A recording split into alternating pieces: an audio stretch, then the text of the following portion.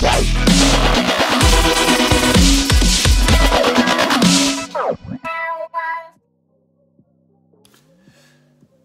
Daniel Dubois, it is now the English heavyweight champion after defeating Tom Little in 5 rounds. The fight was actually a very good fight in my opinion. I felt that Daniel Dubois worked the body very well.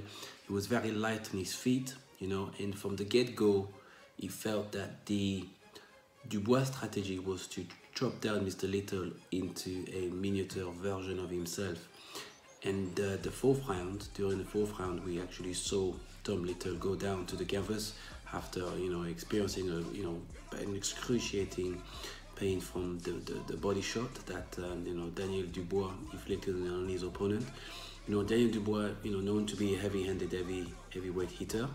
Interestingly, this was his much longer fight, in terms of ring time. Daniel Dubois is known to dispatch of his opponents between first and 3 rounds, but in this instance Tom Little took him a bit over that, 5 rounds, and to me it showed that Daniel Dubois showed a lot of maturity in his performance, because he wasn't necessarily going for the knockout straight away. He wanted to mix it up. He wanted to show the public that he has the ability to box and the ability to chop his opponents down, and he wanted to show something other than the usual and first round or third round knockouts that Daniel Dubois was beginning to be known for. I think that the fight, certainly Tom Little showed some element of skill. There was some instances during the fight where Tom Little resisted the attack of Daniel Dubois. However, Dubois was quite persistent in his attack, and they paid off quite well, and he's now being crowned the English champion. So congratulations to Daniel Dubois. I think that he was a step in class for Daniel, and as far as his experience is concerned, he's on a winning streak, continues to win, and continues to to add tally to his record of stopping his opponents, which is quite incredible for such a young man, who certainly is determined to one day become a heavyweight champion. So what is next for Daniel Dubois? I'm not sure. We'll have to see what the promotional company of Frank Warren decide.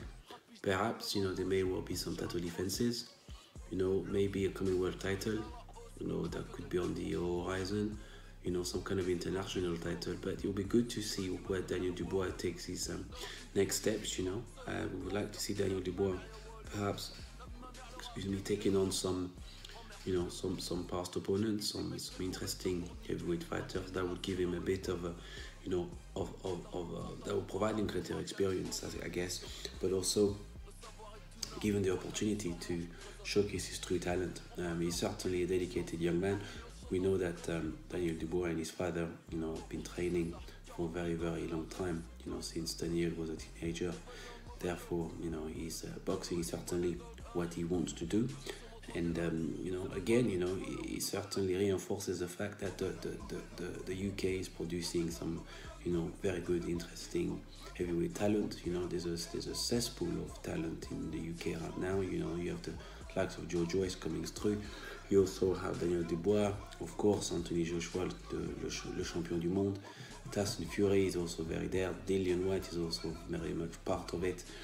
And it keeps on getting better and better. So we learned earlier on that Tony Yoka, a French compatriot, defeated David Allen.